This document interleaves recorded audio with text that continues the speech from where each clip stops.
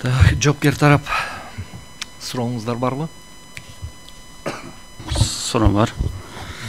Айтсаңыз, Конституциянын 24 беренесинин 2-бөлүмүндө жазып турат да, Кыргыз Республикасында мыйзам жана сот алдында барды бирдей депчи. Сиз буну кандай түшүнөсүз? Мына түшүнсөңүз болот, мыйзамды мисалы баарына бирдей колдонулат депчи. Сиз ошо макулсузбу? Мисалы бизде учурда УПК менен колдонулат да, кылмыш жаза кодекс мененчи, анан башка мыйзам менен колдонулбайт да бул учурдачы. Ошону сиз макулсуз. Мен суроону түшүндүңүзбү? Жок, түшүнбөдүм. Мына сот алдында мыйзам жана сот алдында баары бирдей деп атат да. Мисалы сиз учурда азыр кылмыш жаза кодекс менен колдонулат турабы? Башка кодекс колдонбойт турабы? Сиз ошону макулсузбу? Болду, түшүнүктүү. Негизинен мыйзам алдында жана сот алдында деген Конституцияда көрсөтүлгөн норманы мен сот алдында дегенде сотко келген тараптар бар. Тараптар бул жарандык иштер боюнча доогер, жоопкер, кылмыш иш боюнча айыптоо тарабы жана актоо тарабы болуп экиге бөлүнөт. Ошол тараптардын теңдиги катары мен түшүнөм. Неге дегенде сот алдында башка бир теңдик боюнча айтылыш мүмкүн эмес да. Мыйзам алдында дегенде мыйзамда кайсы бир адамдарга өзгөчө бир укук берилбеши керек. Бул ошол теңдик жөнүндө айтылып атат деп. Анан Конституциянын башка бир беренесинде мен азыр түз статьясы эсимде жок.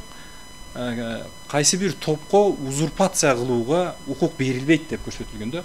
Эгерде узурпация болууга берилип калса, бул ошол сиз айткан мыйзамдагы теңсиздик жөнүндө кабарланат да. Сурооңуз барбы? Экинчи суроом 61 беренеде Конституциянын Кыргыз Республикасынын Конституциянын 61 беренесинин 2-бөлүмүндө дагы мынтип турат да, ар бир адам мыйзам тарабынан түбү салынбаган баардык жеткиликтүү ыкмалар аркылуу өз укуктарын жана эркиндиктерин коргоого, ошондой эле бузулган укуктарын калыбына келтиришин камсыз кылуу укук деп турат да. Сиз айтсаңыз, ошо кылмыш жаза процессуалдык кодексинин ошо 397 4-бөлүмүндө бул жерде жабырлануучунун кандай укуктары бузулуп жатат, ошону айта аласызбы?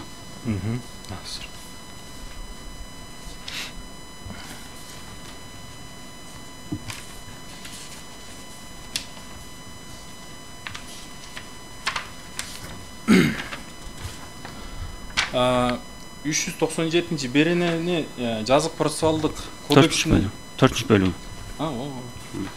Жазык процессуалдык кодексте 397 беренени карай турган болсок, бул жазык процессуалдык кодексинин 46 главасындагы апелляциялык тартипте сот ченемдерин даттануу деген бөлүктө турат дагы. Бул түздөн түз апелляциялык инстанция, областтык соттор жана Бишкек шаардык сотунун ыйгарым укуктары түздөн түз көрсөтүлгөн да бул жердечи. Мында сот мында көрсөтүлгөн мыйзам укуктарынан чыга албайт. Неге дегенде Конституциябызда сот Конституцияга жана мыйзамдарга баш ийет деп көрсөтүлгөн да. Бул жерде болсо 4-беренесин айта турган болсок, бул жерде жабырлануучу, даттануучу субъект катары көрсөтүлбөй калган да. Даттануучу субъект катары көрсөтүлбөгөндүгү анын Конституциядагы соттук коргонууга болгон укугун чектеп жатат. Мисалы мындай да, мисалы укук бузулганда сиз так айта албайсыз да, кайсы укук бузулду, эмнеге болгон укук даттануу деп атасыз да. Анда мына суроого жооп берсеңиз, ошо тергөө судьясы жабырлануучуга тиешелүү ошо кандай чечим кабыл алат ошо беренеде? 397 берененин 4-бөлүмүндө ылайык жабырлануучуга тиешелүү кандай чечим кабыл алат? Ал жерде бир чечим тиешеси барбы, жокпу деген маселе турат да. Биз жана жазык иши боюнча соттук отурумда болгону мен сизге кенен толук түшүндүрүп берет элем да. Бул жерде Конституцияда көрсөтүлгөн жарандардын укугу бар да. Биз Конституцияда көрсөтүлгөн укугубуз ушул нормада ылайык келбей жатат. УПКда деле укуктар көрсөтүлгөн эми, ошо айтсаңыз. Жок, эгерде УПКдагы укуктар боюнча укук бузулду болгон болсо, биз башка жака неме кайрылат элек да. Бул жерде жанакы Конституциялык соттун каралуу субъектисинен мындай башкача жака кетип атабыз. Баяндамачы судьядагы түздөн түз жанакы кайсыл укуктар бузулгандыгын, кандай тартипте процессуалдык ченемдик процессуалдык чечимдер кабыл алгандыгын айтып өттү. Демек 397 беренеде жабырлануучуга тиешелүү чечим жок, туурабы? Макул жооп бербесиз. Дагы 3-чы суроону берип коеюн. Ошондой эле 100-чы Конституциянын Кыргыз Республикасынын Конституциянын 1-чү беренесинде 3-чү бөлүмдө мынтип жазып турат да, сот өндүрүшү тараптардын тең укуктуулугун жана атаандаштын негизинде жүзөгө ашырылат дейт да. Сиз айтсаңыз, сот өндүрүш менен сотко чейинки өндүрүштүн айырмасы барбы, жокпу?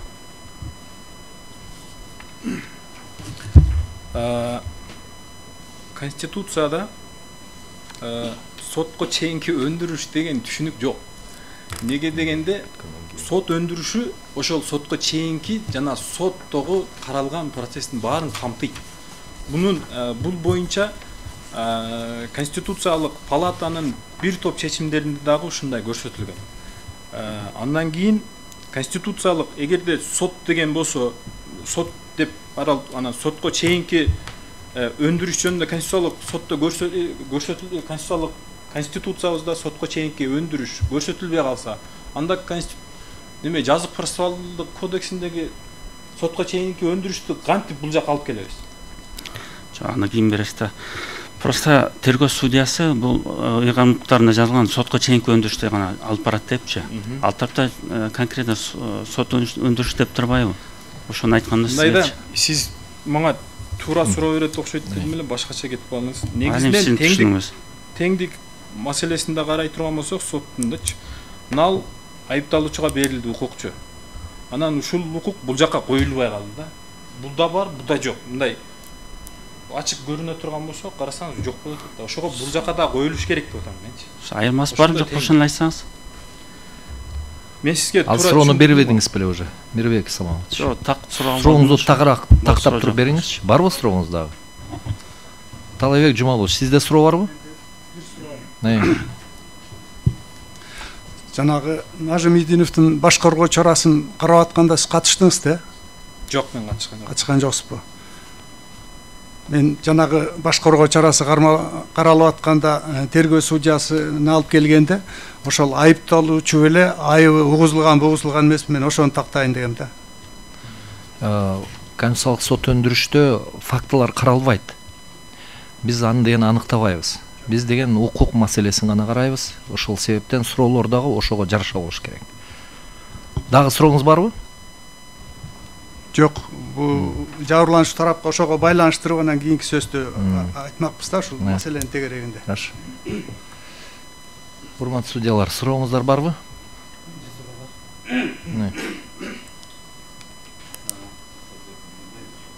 Максатбек Мергенбаевич, сиздин айтымыңызда мындайда маселе каралып аткан маселеде ушул жабырлануучунун кызыкчылыктары ушул прокурорго жүктөлгөн да.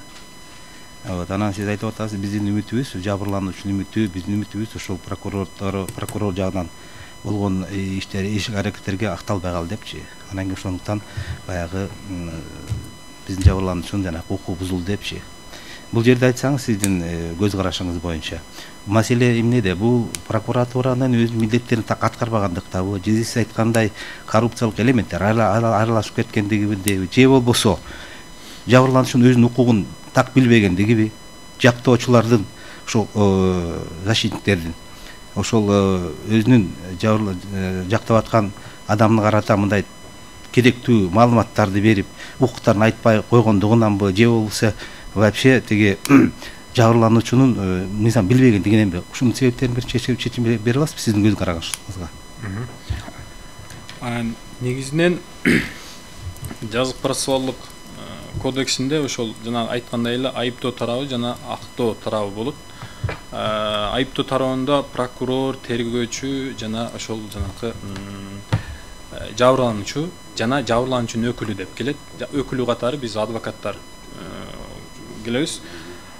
Негизинен иш боюнча адвокат өзүнүн коргоосундагы адамга эки башка бир мындай эки башка позицияны кармаганга болбойт да.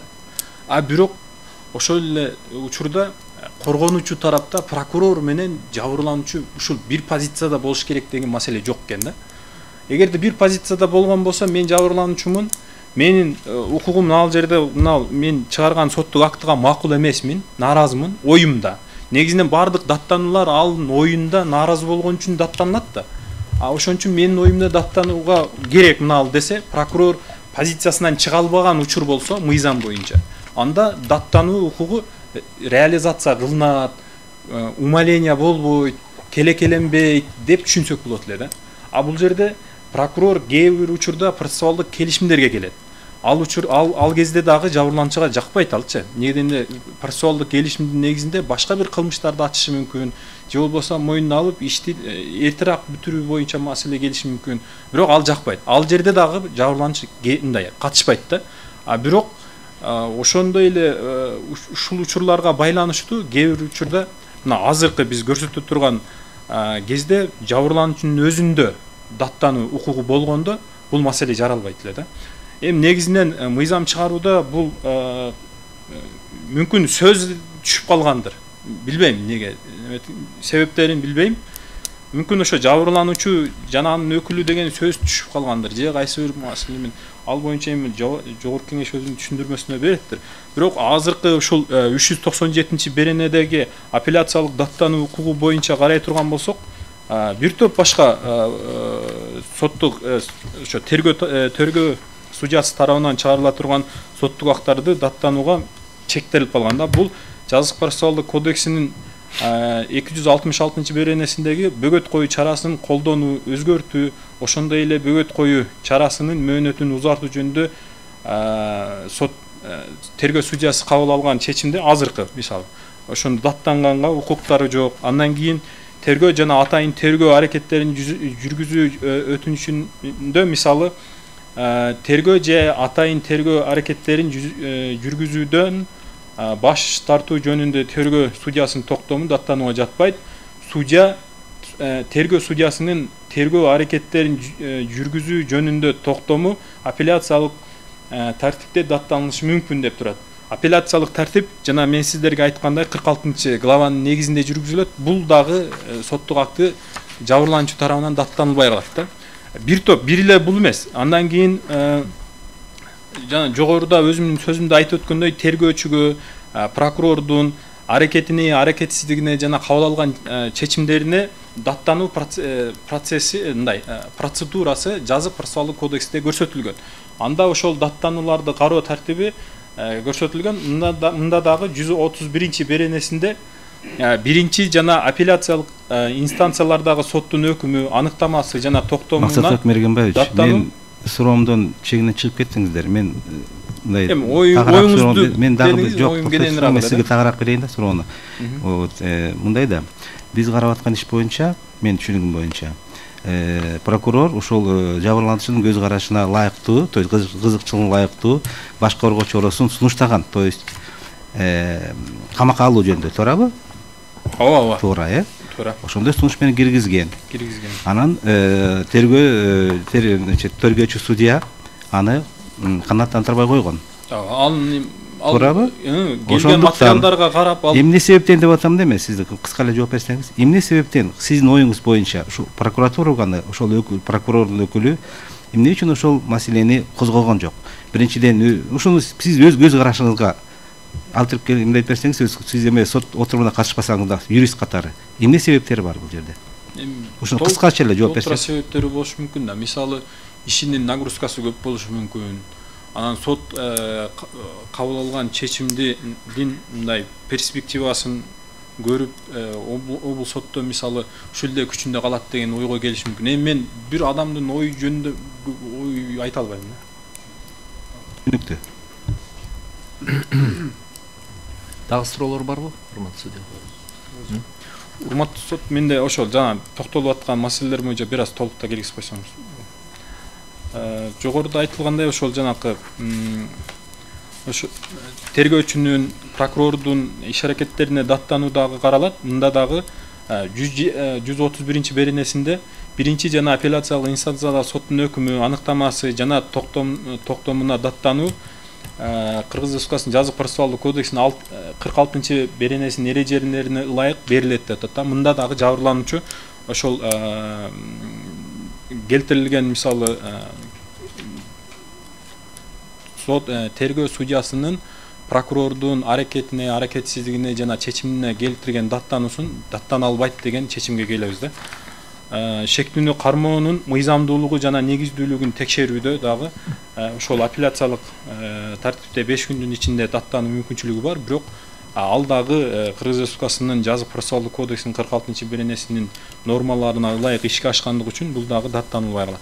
Азыр мен бир гана түздөн түз иш боюнча тиешелүү түрдө адам өзүнүн укугун пайдалана албай калгандыгы боюнча 397-берененин 4-бөлүгү менен келдим, бирок ошого окшогон эле башка дагы тергөө судьяларынын чечимдери даттаныла албай турат азыр.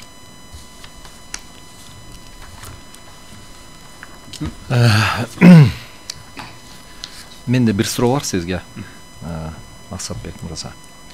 Мына өзүңүз сөзүңүздө айтып кеттиңиз, эки тарап болот деп. Бул деген айыптоо тарабы, анан кийин жактоо тарабы, Анан кийин ошол сиздин оюңуз боюнча эмне себептен прокурор менен жабырлануучунун ой пикирлери келишпей калышы мүмкүн деп сиз айтып атасыз да, негизичи. Ошонун себептери эмнеде болушу ыктымал деп. Ошол жөнүндө суроо болуп аткан да. Эмне себептен ушу прокурор менен ошол жабырлануучунун кызыкчылыгын көздөп атып, бирок айрым учурларда алардын ой пикирлери келишпей калышы ыктымал деген.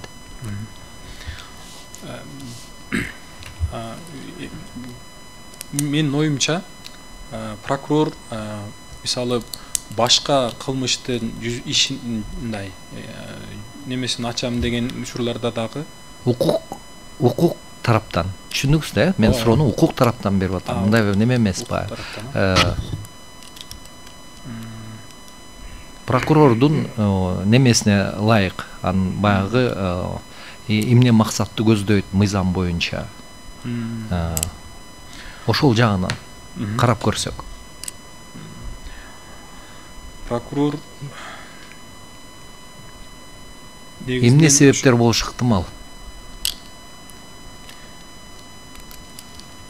Негизинен прокурор сотто айыптоону жүзөгө ашырат. Мында ал ошол бүт бардык далилдердин тергөө тарабынан болуп аткан тергөө иш аракеттеринин мыйзамдуулугун көздөйт. Ошол учурда эле жабырлануучунун бузулган укуктарын калыбына келтирүү иш чараларын аткарышы керек. Мыйзамда так көрсөтүлүп атат. Бул боюнча Жогорку Кеңеш да өзүнүн сөзүндө айтып өттү.